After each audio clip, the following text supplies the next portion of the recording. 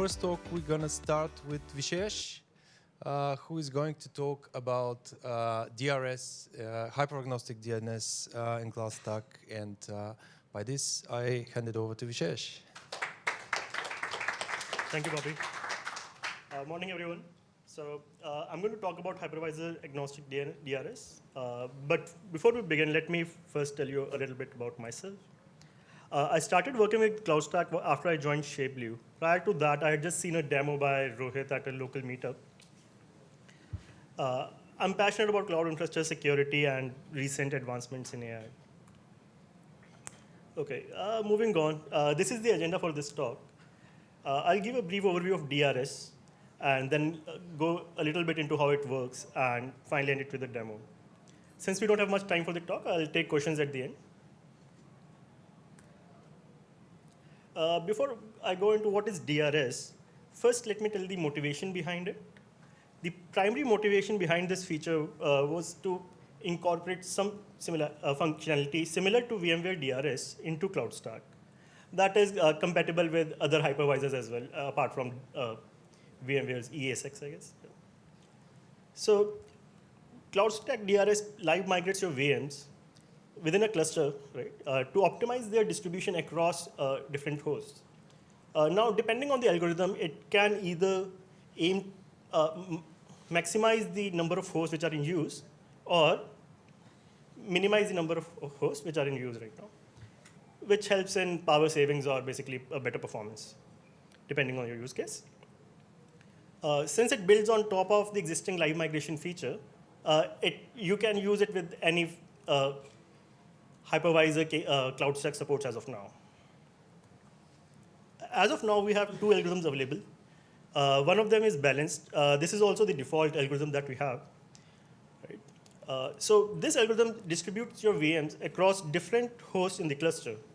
Okay, so this requires higher power consumption because all of the hosts are in use, right?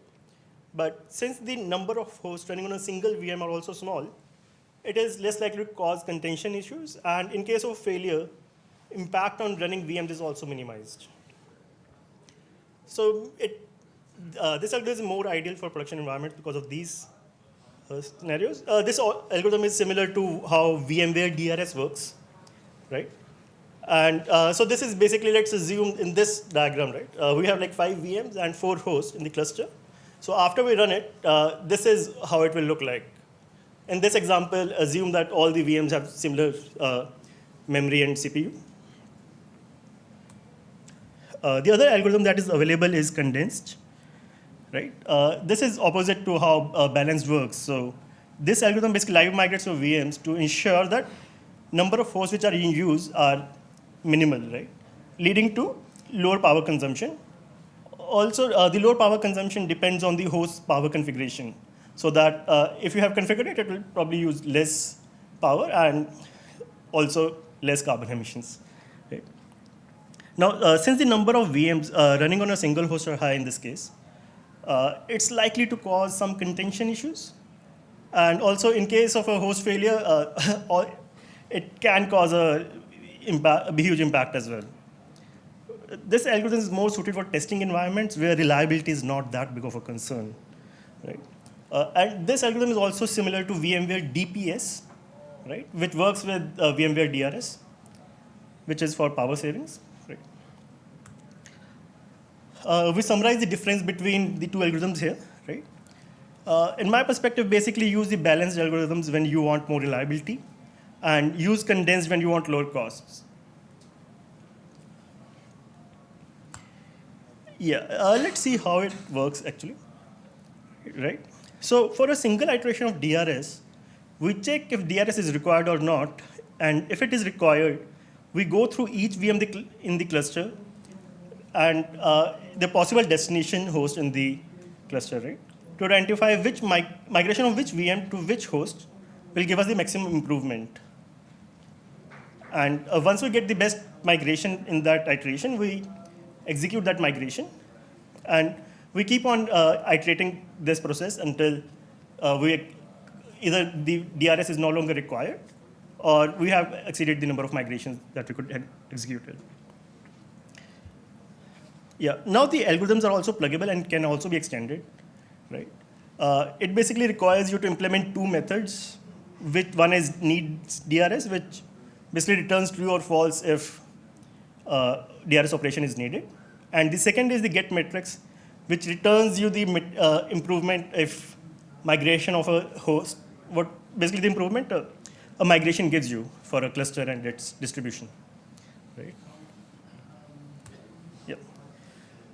So these are the parameters which are available for configuring DRS, right? The first one is DRS algorithm, right?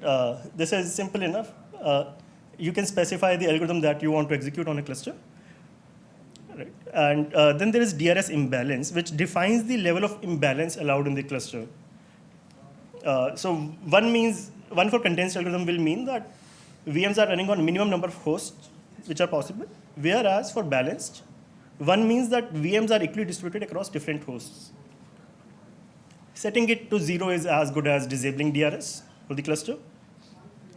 And DRS metric specifies the metric for algorithm to use, right, to calculate the imbalance and the improvement of the migration.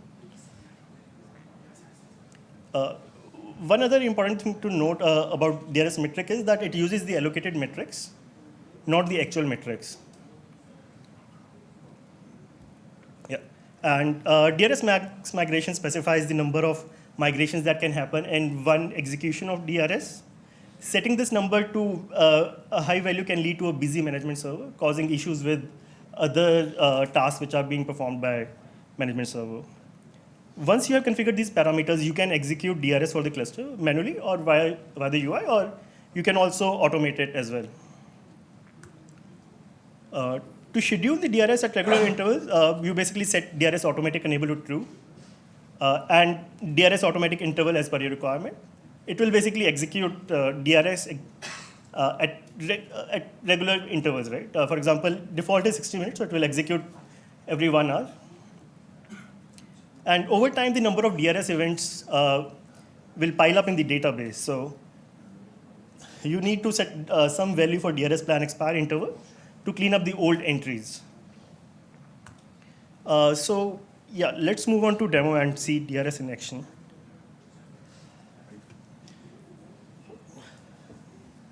Just a second.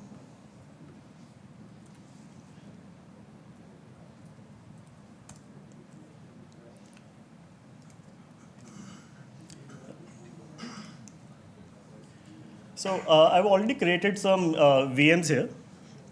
There are 5 VMs, and the number of hosts that we have right now is 4. As you can see, is it visible right now? Should I zoom? Okay. Yeah. So the host, you can see that host 1 has 4 instances, and host 4 has only 1 instance. So I've already configured it as how a condensed algorithm would have distributed the instances here. Right. Let's now go to cluster and check the DRS settings for this cluster.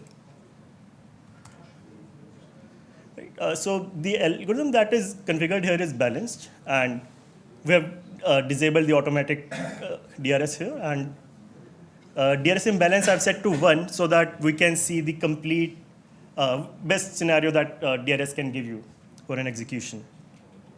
DRS max migration is set to 50, so this doesn't really matter and for a scenario. And DRS metric we are going to use is memory. Let's go to the DRS tab and let's click on generate DRS plan.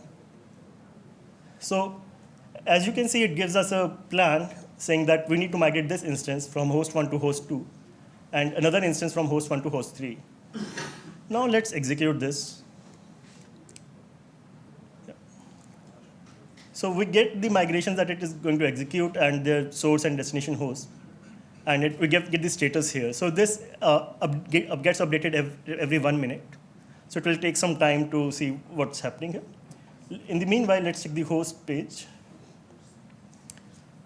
And yeah, as you can see, it has completed. And it takes some time for this to update, though. So yeah. In the meanwhile, let's check the events and see actually what happened during this DRS process.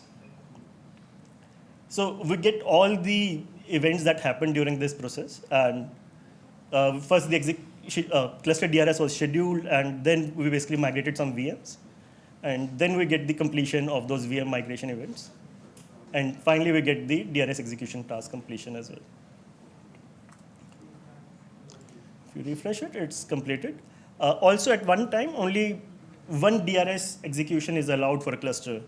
Obviously, it doesn't make sense to run two DRS executions because they will conflict with each other. Now, just a second. Yeah.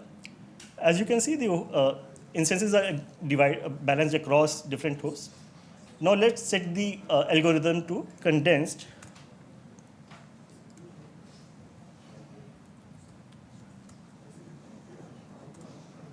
Yeah. And generate the DRS plan again. Yeah. So now, as you can see, it suggests to migrate all the VMs to a single host, which is host 1 in this case. Let's execute this now. And if we refresh the host page, yeah, you can see now it's back to the initial state that was 4 instances on host 1 and 1 instance on host 4. And we can also again check the events for this DRS execution. Yeah.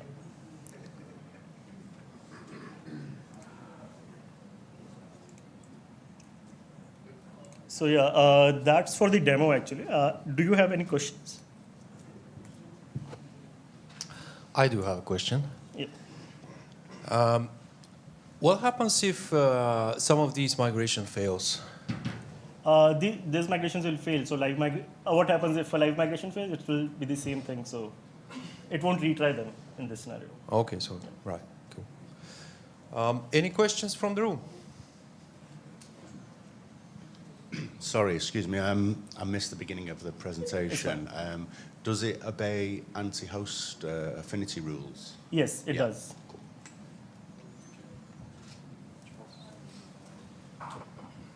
Thanks, Vishesh. 2 different questions.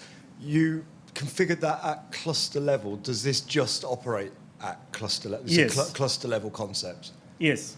And then, thank you. And then the other thing was you said something, I can't remember the setting, was something about based on, and you said I'm going to base it on memory. Yes. Could you just elaborate on that a little bit? So when we calculate the improvement, right, so we can either select CPU or memory on how to balance the VMs across different hosts, right?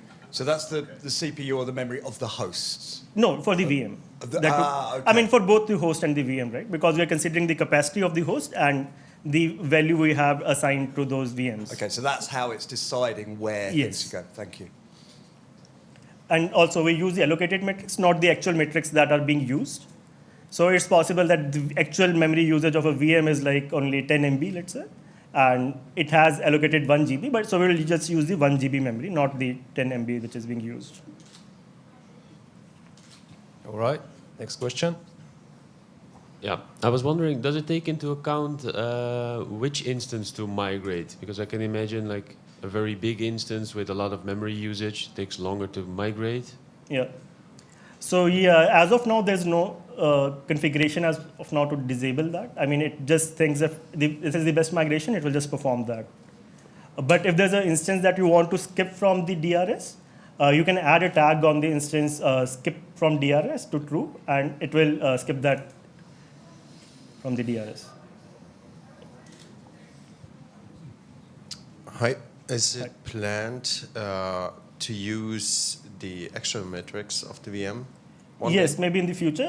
But again, in some cases, it's possible that memory is, changing very frequently. So we might need to also get taken into factor the historical metrics of an instance. Okay, Thank you. Hi. Quick question. Is there any sort of reconciliation between the CloudStack deployment planners and CloudStack DRS? No, as of now, you need to ensure that they are either configured in similar way, or basically if when you deploy the VM, it will take into account the deployment planner, and after that, if this kicks into effect, it will move that VM. Okay, so when you say you want to launch 100 VMs, the deployment planner has precedence. Yes. And then DRS soon after it will start looking at the situation and start to balance. Okay. Yes. Thank you. So basically, the deployment planner will be ignored when DRS runs, but DRS is ignored when the VM is being deployed. Next one. Is there an automatic DRS, or is it always we need to manually do that? You can also manually do it, or you can also automate it by setting the configuration parameters, these parameters. Okay. Yeah. Okay. Any other questions? Sure. The cleanup thing. Yes. Sort of, what are those events that are going to be hanging around that need cleaning up? Are they like failed migrations? As you can see that these are the events that we show, right? So it will just clean up these events because over time these will pile up, right? So would like to clean it up, but just the events. Yes, just these things. We got one from online. If a customer provisions a VM in the cluster while DRS is executing midway, will there be any conflicts? No. It will be executing the live migrations in parallel, and you are deploying a VM, so there shouldn't be any conflict in this case. Another one from the online audience. The balance is based on the memory usage on the host and the percentage of memory usage. In case I have a cluster of hosts with different size. Okay. As of now, we are considering the used memory on the host, and we can assume that all the hosts have same memory. Yeah. Okay, thank you. Any other questions? Oh, Benko, here you go. So this DRS plan is only within the cluster. Can it migrate between clusters? No, it can't. Okay, thank you. Because there can be some issues in migrating the storage of VMs, so that's why we don't right now. All right. I see one more, I think, from online. Oh no, that's already asked. So, any final questions? There are a few more online. No, I got them covered, I think. All right. Cool. Round of applause for Vishesh. Thank you. Thank you, everyone.